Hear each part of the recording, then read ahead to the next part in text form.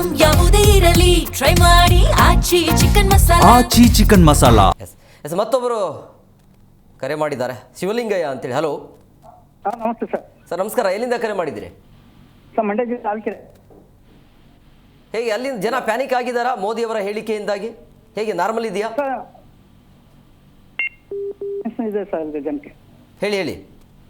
ಅದೇ ಮೋದಿಯವರು ಏನು ಮೊನ್ನೆ ಸಲಹೆ ಕೊಟ್ಟರು, ಹಾಂ, ಆ ವಿಚಾರದಲ್ಲಿ ಅವರು ನ್ಯಾಷನಲ್ ವಿಚಾರದಲ್ಲಿ ಮುಂದೆ ಏನು ಸಮಸ್ಯೆಗಳು ಬರ್ತದೋ ಆ ಸಮಸ್ಯೆಯಿಂದ ಸ್ವಲ್ಪ ಈಗಲೇ ಸ್ವಲ್ಪ ಟೇಪ್ ಆಗಿರೋ ಸಲುವಾಗಿ ರಸಗೊಬ್ಬರ ರೈತರಿಗೆ ಒಂದು ಅನುಕೂಲ ಆಗುವಂಗೆ, ಅದ್ರ ಜೊತೆಗೆ ಇದು ಫ್ಯಾಮಿಲಿ ಸಂಸಾರದ ಎಣ್ಣೆ, ಅಡಿಗೆ ಬಳಸುವಂತ ಎಣ್ಣೆಗಳು, ಇತರೆ ಸಾಮಗ್ರಿಗಳು, ಅದ್ರ ಜೊತೆಗೆ ಇನ್ನು ಪೆಟ್ರೋಲ್ ಡೀಸೆಲ್ ವಾಹನ ವೆಹಿಕಲ್ಸ್ ಮಡಗಿರುವಂತ ಮಾಲೀಕರಿಗೆ, ಮತ್ತೆ ಇನ್ನೊಂದು ಚಿನ್ನ ಬೆಳ್ಳಿ ಏನು ಇವತ್ತು ಕಾರ್ಯಕ್ರಮಗಳಲ್ಲಿ ಬಳಸ್ತಾ ಇರೋದು ಯಥೇಚ್ಛವಾಗಿ.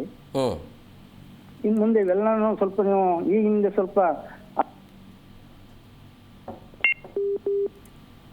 ಹಾಕೊಳ್ಳೋದಲ್ಲಿ ಅಥವಾ ಸಂದರ್ಭ ಬಂದಾಗ ಇಕ್ಕಟ್ಟು ಪರಿಸ್ಥಿತಿ ಒಂದು ಗ್ಯಾಸ್ ಸಿಕ್ಕಿಲ್ಲ, ಈಗ ಒಂದು ಕಾರ್ಯ ಮೊನ್ನೆ ಯುದ್ಧ ನಡೀತಿದ್ದ ಟೈಮಿಗೆ ಎಷ್ಟೋ ಛತ್ರಗಳಲ್ಲಿ ಬುಕ್ ಆಗಿದ್ದ ಟೈಮಿಗೆ ಛತ್ರಗಳಿಗೆ ಗ್ಯಾಸ್ ಸಿಲಿಂಡರ್ಗಳಿಗೆ ಸಪ್ಲೈ ಆಗಲಿಲ್ಲ.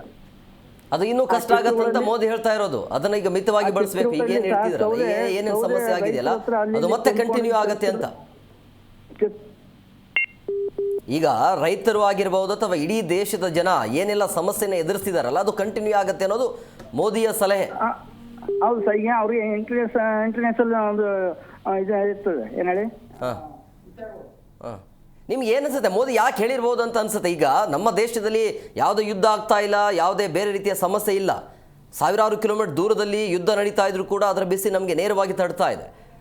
ಯಾಕೆ ಹೇಳಿರ್ಬೋದು ಈಗ ಮುಂದಿನ ದಿನಮಾನಗಳಲ್ಲಿ ಪೆಟ್ರೋಲ್ ಡೀಸೆಲ್ ರೇಟ್ ಜಾಸ್ತಿ ಆಗುತ್ತೆ ಅನ್ನೋಂಥ ಹೇಳಿಕೆಗಳು, ನೀವು ಚಿನ್ನವನ್ನೇ ತಗೋಬೇಡಿ ಅಂತ ಹೇಳ್ತಿರುವಂಥ ಹೇಳಿಕೆಗಳು ನಿಮ್ಗೆ ಯಾಕೆ ಹೇಳಿರ್ಬೋದು ಅಂತ ಅನ್ಸುತ್ತೆ?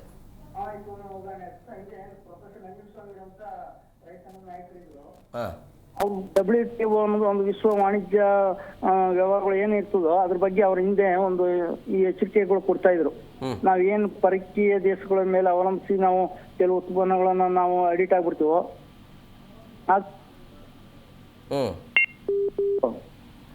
ನಾವು ಅದನ್ನ ಬಿಟ್ಟು ಏನಾದ್ರು ನಾವು ಅದ್ರ ಮೇಲೆ ಪರಾವಲಂಬಿಗಳಾದ್ರೆ ಮುಂದೆ ಸಮಸ್ಯೆಗಳು ಬಂದಂತ ಸಂದರ್ಭದಲ್ಲಿ ನಾವು ದಿಢೀರ್ನ ದೂರ ಆಗೋಕೆ ಅವಕಾಶ ಕೊಡುವಿಲ್ಲ. ಅದು ನಾವು ಅದಕ್ಕೆ ಸಂಬಂಧಪಟ್ಟ ಅಡಿಟ್ ಆಗಿರ್ತೇವೆ.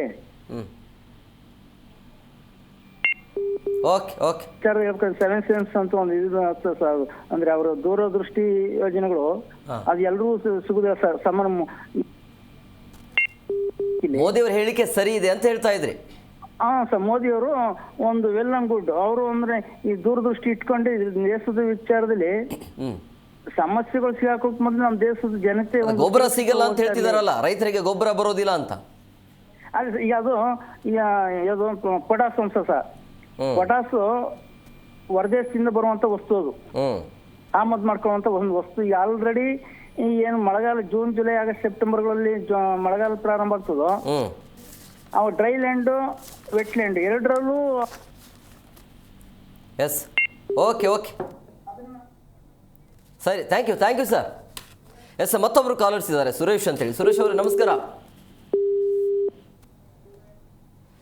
ಎಸ್, ಸಂಪರ್ಕ ಸಾಧ್ಯ ಇಲ್ಲ ನೋಡಿ. ಪ್ರಮುಖವಾಗಿ ಈಗ ಜನ ಕೆಲವೊಬ್ಬರಿಗೆ ಸಹಜವಾಗಿ ಎರಡು ರೀತಿ ಚರ್ಚೆ ಆಗ್ತಾ ಇರೋದು ಈ ಒಂದು ವಿಚಾರ. ಒಂದು, ದೇಶದ ಹಿತದೃಷ್ಟಿಯಿಂದ ಮೋದಿಯವರು ಹೇಳಿರ್ಬೋದು ಇದನ್ನು ಎಲ್ಲರೂ ಕೂಡ ಪಾಲನೆ ಮಾಡಬೇಕು ದೇಶ ಅಂತ ಬಂದಾಗ ಅಂತೇಳಿ, ಇದು ಒಂದು ಕಡೆ. ಆದರೆ ಎಲೆಕ್ಷನ್ ಟೈಮಲ್ಲಿ ಇದನ್ನು ಯಾಕೆ ನೀವು ಹೇಳಿಲ್ಲ ಅನ್ನುವಂಥ ಮತ್ತೊಂದು ಚರ್ಚೆ ಆಗ್ತಾ ಇದೆ. ಸಭೆಗಳ ಮೇಲೆ, ರ್ಯಾಲಿಗಳ ಮೇಲೆ ರ್ಯಾಲಿ ಆಯಿತು, ಜನ ಓಡಾಟ ಮಾಡಿದರು, ಸಾವಿರಾರು ವಾಹನಗಳು ಓಡಾಟ ಮಾಡಿವೆ.